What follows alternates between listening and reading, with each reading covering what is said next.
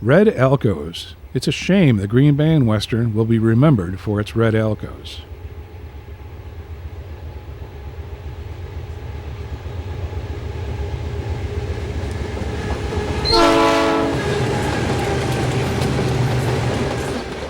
As Alcos disappeared across America, the Green Bay and Western became a haven for the smoky, snorting, four-stroke brutes.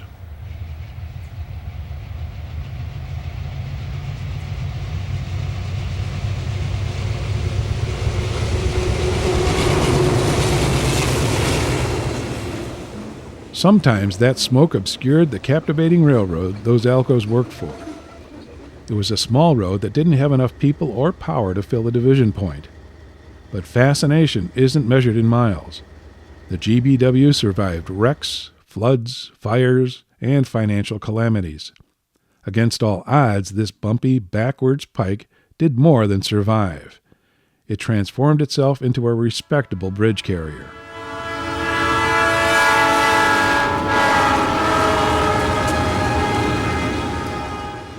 There was nothing generic about the Green Bay and Western. Its eastern end was a fascinating cross-lake car ferry operation. We've had them stacked up. We had 3 come in. They'd come in running one right after another. We'd have one and we'll slip one slip 2, and one laying out in the lake waiting to come in. Economic forces doomed the car ferries. But before they stopped sailing, the GBW grew enough online business to sustain 100 car trains.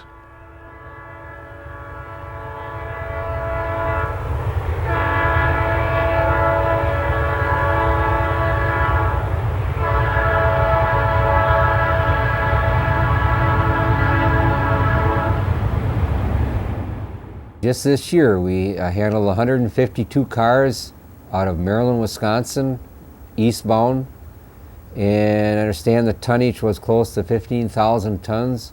That's definitely the biggest. I've had a lot of them, hundreds of trains possibly, you might say, in the 100-car area. In the late 1970s, 4 railroads attempted to take over the GBW, but the little bridge carrier somehow survived intact. And when it finally did go out, it went out with a bang that was heard across the nation. Well, I thought the ICC ruling was a real fair ruling, and that's what that ruling is what a lot of people on the Green Bay and Western were working for and hoping for. All this in a 256-mile railroad that never left Wisconsin, except to cross the Mississippi River into Winona, Minnesota.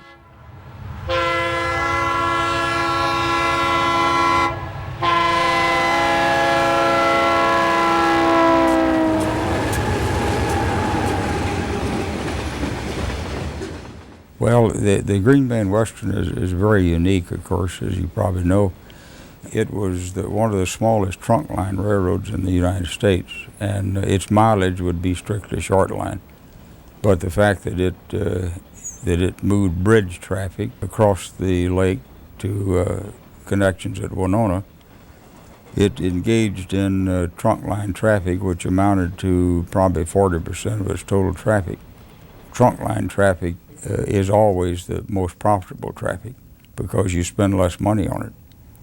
So in that respect, it became more or less a regional railroad.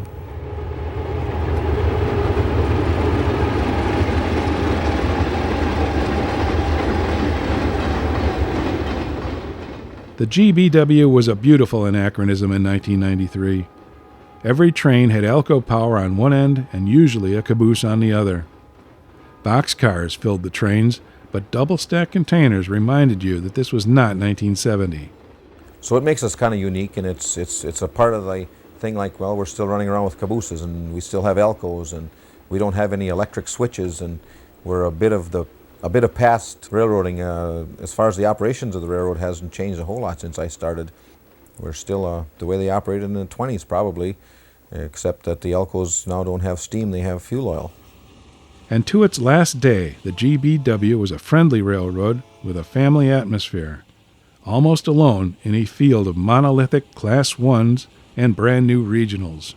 You always had the idea in the Green Bay and Western that the top people were looking out for you. They cared for you. In the late 1980s and early 90s, changes were rocking American railroading. But you could always go back to central Wisconsin to see Red Alcos.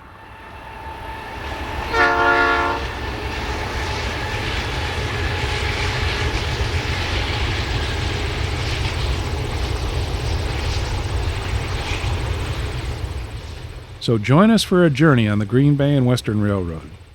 We'll start by exploring the GBW's fascinating past, how it became a bridge road to history, and how it survived into the 1990s. By the time the war was over, it took several years. We had a pretty respectable railroad, and then we kept improvement programs all the time after that. We'll learn about the Alco alliance that kept the railroad moving.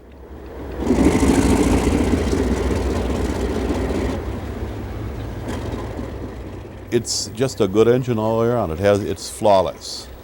For one thing, it's one of the lightest of engines. That I think it weighs less than 250,000 pounds, but it probably has the best traction of any engine in a railroad.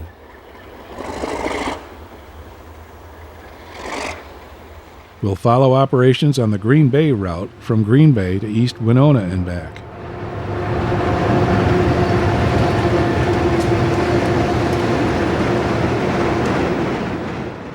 You could be the Lord yourself, and if the mix of the train is wrong, you would not be able to give a good ride, a safe ride, and keep everything together, keep the equipment together as far as drawbars and knuckles. We'll see how the GBW and other roads virtually laid rails across Lake Michigan.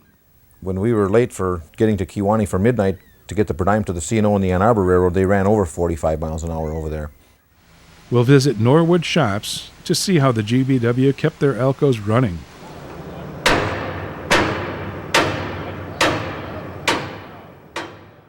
If the WC was not going to take over the Green Bay and Western, how much longer do you think these things would run? Until I retire Which would be? in 2007. We'll hear about life on the GBW. We're picking up speed, quite a downhill thing there, and I said to Dick, I can't go any farther, we're going to be in big problems here. So I put an emergency, and I asked him, did it go into emergency back there? And he said no, and that got me super concerned because our speed was picking up. We'll take one last look at the GBW in the twilight of its history.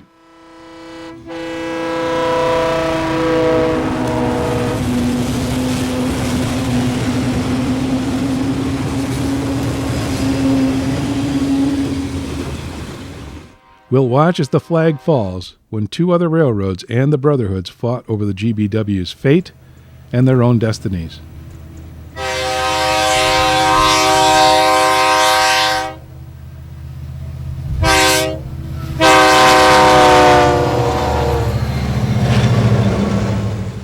My feeling goes back to the first day. I'd never wanted to see the Green Bay sold because I got a lot of pride in the Green Bay. And we'll ride the cab of the farewell excursion from one end of the railroad to the other.